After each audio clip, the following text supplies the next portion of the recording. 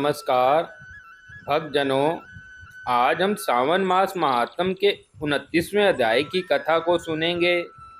इससे पिछले अध्याय में हमने अगस्त्य जी को अर्घ प्रदान करने की विधि के बारे में सुना था। आज हम सबसे पहले यह जान लेते हैं कि सावन मास महात्म में कौन सी कथा था व्रत के बारे में सुनेंगे। सावन मास के इस अध्याय में हम किए जाने व्रतों के काल निर्णय के बारे में जानेंगे। इस महात्म को सुनने तथा पाठ करने से सावन मास में किए गए सभी व्रतों का फल प्राप्त हो जाता है। भक्तजनों, मेरे द्वारा प्रतिदिन दी जाने वाली जानकारी आपको किस प्रकार लगी, इसके लिए आप मेरे YouTube चैनल भक्ति मार्ग के कमेंट बॉक्स में जाकर कमेंट अवश्य करें। चैनल को लाइक व सब्सक्राइब करें, ज़्यादा से ज़्यादा शेयर करें।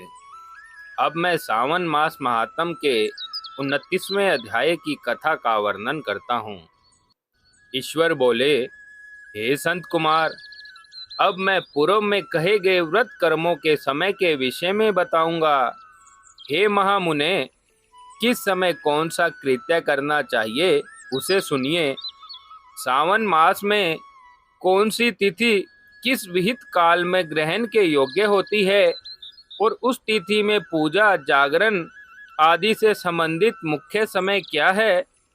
नक्त व्रत का समय ही विशेष रूप से उन व्रतों तथा कर्मों में उचित बताया गया है।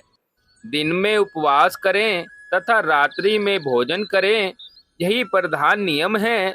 सभी व्रतों का उद्यापन उन व्रतों की तिथियों में ही होना चाहिए। यदि किसी कारण से उन तिथियों में उद्यापन असंभव हो तो पंचांग शुद्ध दिन में एक दिन पूर्व अधिवासन करके और दूसरे दिन आदर पूर्वक होम आदि कृत्यों को करें।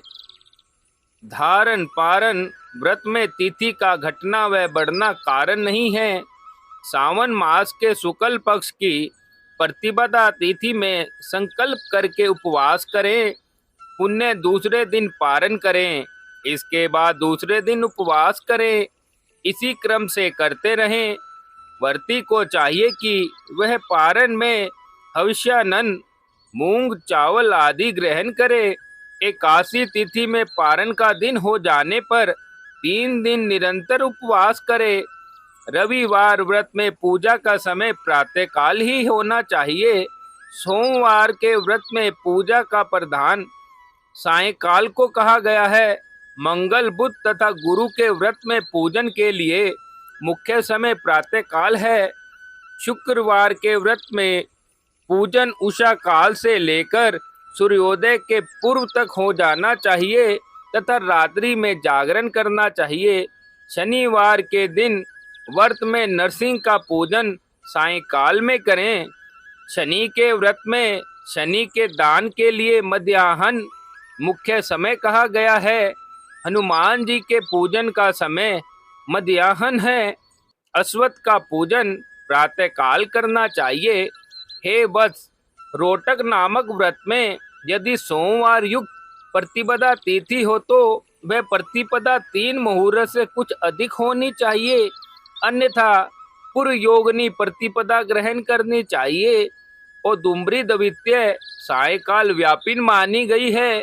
यदि दोनों तिथियों में पूर्व वेद हो तो तृतीया संयुक्त द्वितीया ग्रहण करनी चाहिए।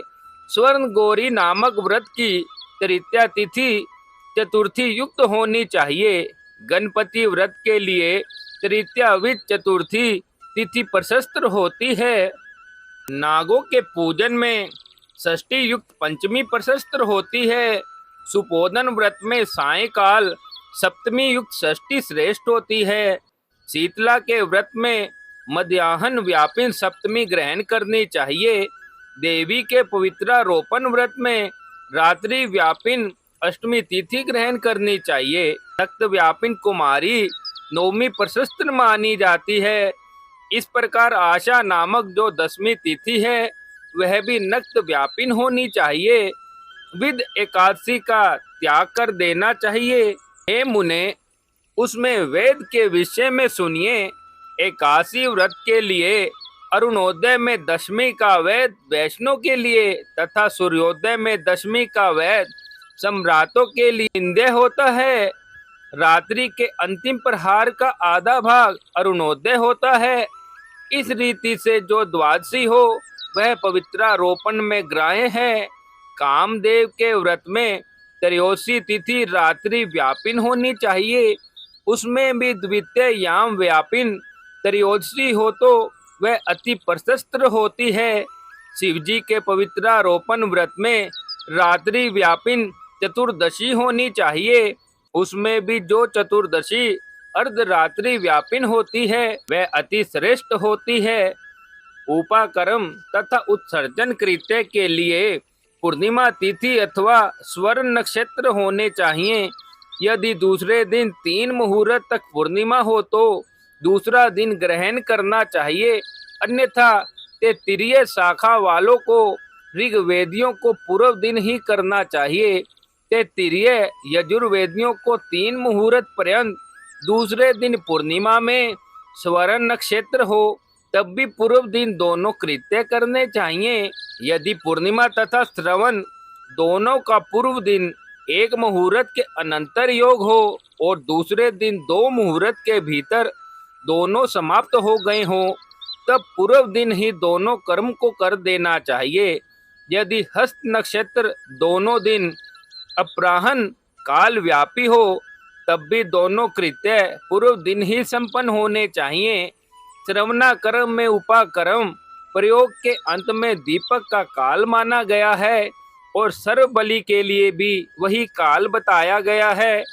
पर्व के दिन में अथवा रात्रि में अपने अपने ग्रह सूत्र के अनुसार जब भी इच्छा हो इसे करना चाहिए। इस दीपदान तथा सर्व बलिदान कर्म में अस्त काल व्यापिन पूर्णिमा प्रशस्त है। हयग्रीव के उत्सव में मध्याह्न व्यापिन पूर्णिमा प्रशस्त होती है।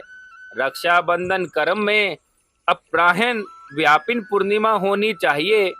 इस प्रकार संकट चतुर्थी चंद्रो व्यापिन ग्रह होनी चाहिए। यदि चंद्रोदय व्यापिन चतुर्थी दोनों दिनों में हो अथवा दोनों दिनों में न हो तो भी चतुर्थी व्रत पूर्व दिन में कर देना चाहिए, क्योंकि तृतीय में चतुर्थी महान पुण्य फल देने वाली होती है। हे वत्स, व्रतियों को चाहिए कि गणेश जी को प्रसन्न करने वाले इस व्रत को अवश्य करें। गणेश चतुर्थी, गौरी चतुर्थी और बहुला चतुर्थी, इन चतुर्थियों के अतिरिक्त अन्य सभी प्रकार की चतुर्थियों के पूजन के लिए पंचमी विद्या कही गई है। कृष्ण जन्माष्टमी तिथि निषिद्ध व्यापिन ग्रहण करनी चाहिए। निर्णय में सर्वर तिथि 6 प्रकार की मानी जाती है, जिनका मैं वर्णन करता हूँ। जिसमें दोनों दिन पूर्ण व्यापित, दोनों दिन केवल अव्यापित, अंश से दोनों दिन समव्यापित, अंश से दोनों दिन विषम व्यापित, पूर्व दिन संपूर्ण व्यापित और दूसरे दिन केवल आंशिक व्यापित, दूसरे दिन अव्यापित। इन पक्षों में 3 पक्षों में जिस प्रकार संदेह नहीं है उसे भी अब मैं बताता हूँ।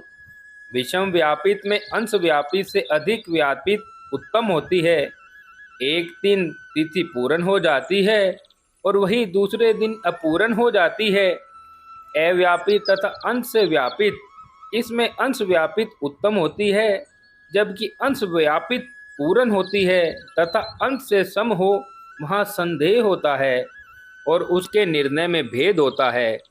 कहीं युगम वाक्य से वार या नक्षत्र के योग से, कहीं प्रधान द्रव्य योग से, कहीं पारेन योग से। जन्माष्टमी व्रत में संदेह होने पर तीनों पक्षों में पराग्राही होती है। अष्टमी 3 पहर के भीतर ही समाप्त हुई हो तो अष्टमी के अंत में पारण हो जाना चाहिए और उसके बाद यदि अष्टमी उषा काल में समाप्त होती है तो पारण उसी समय कर देना चाहिए। पिठोर नामक व्रत में मध्याह्न व्यापिन अमावस्या शुभ होती है और वृषभों के पूजन में सायंकाल व्यापिनी अमावस्या शुभ होती है।